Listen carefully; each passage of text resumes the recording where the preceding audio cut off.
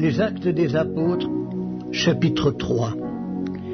Pierre et Jean montaient ensemble au temple à l'heure de la prière. C'était la 9e heure. Il y avait un homme boiteux de naissance qu'on portait et qu'on plaçait tous les jours à la porte du temple, appelé la Belle, pour qu'il demandât l'aumône à ceux qui entraient dans le temple. Cet homme, voyant Pierre et Jean qui allaient y entrer, leur demanda l'aumône. Pierre, de même que Jean, fixa les yeux sur lui et dit « Regarde-nous ». Et il les regardait attentivement, s'attendant à recevoir d'eux quelque chose. Alors Pierre lui dit « Je n'ai ni argent ni or, mais ce que j'ai, je te le donne, au nom de Jésus-Christ de Nazareth, lève-toi et marche. » Et le prenant par la main droite, il le fit lever. Au même instant, ses pieds et ses chevilles devinrent fermes. D'un saut, il fut debout et il se mit à marcher. Il entra avec eux dans le temple, marchant, sautant et louant Dieu. Tout le monde le vit marchant et louant Dieu. Il reconnaissait que c'était celui qui était assis à la belle porte du temple pour demander l'aumône, et ils furent remplis d'étonnement et de surprise au sujet de ce qui lui était arrivé. Comme ils ne quittaient pas Pierre et Jean, tout le peuple étonné accourut vers eux, au portique dit de Salomon. Pierre, voyant cela, dit au peuple, « Hommes israélites, pourquoi vous étonnez-vous de cela?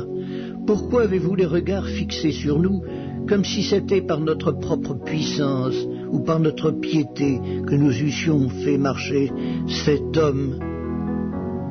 Le Dieu d'Abraham, d'Isaac et de Jacob, le Dieu de nos pères a glorifié son serviteur Jésus, que vous avez livré et renié devant Pilate, qui était d'avis qu'on le relâchât.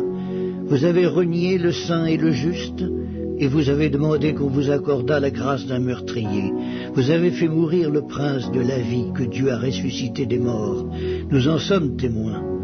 C'est par la foi en son nom que son nom a raffermi celui que vous voyez et connaissez. C'est la foi en lui qui a donné à cet homme cette entière guérison en présence de vous tous. Et maintenant, frères, je sais que vous avez agi par ignorance, ainsi que vos chefs. Mais Dieu a accompli de la sorte ce qu'il avait annoncé d'avance par la bouche de tous ses prophètes, que son Christ devait souffrir. Repentez-vous donc et convertissez-vous, pour que vos péchés soient effacés, afin que des temps de rafraîchissement viennent de la part du Seigneur, et qu'il envoie celui qui vous a été destiné, Jésus-Christ, que le ciel doit recevoir jusqu'au temps du rétablissement de toutes choses, dont Dieu a parlé anciennement par la bouche de ses saints prophètes.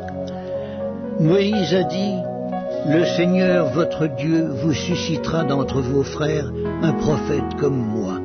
Vous l'écouterez dans tout ce qu'il vous dira, et quiconque n'écoutera pas ce prophète sera exterminé du milieu du peuple. » Tous les prophètes qui ont successivement parlé, depuis Samuel, ont aussi annoncé ces jours-là. Vous êtes les fils des prophètes et de l'alliance que Dieu a traitée avec nos pères, en disant à Abraham, « Toutes les familles de la terre seront bénies en ta postérité. » C'est à vous, premièrement, que Dieu, ayant suscité son serviteur, l'a envoyé pour vous bénir en détournant chacun de vous de ses iniquités.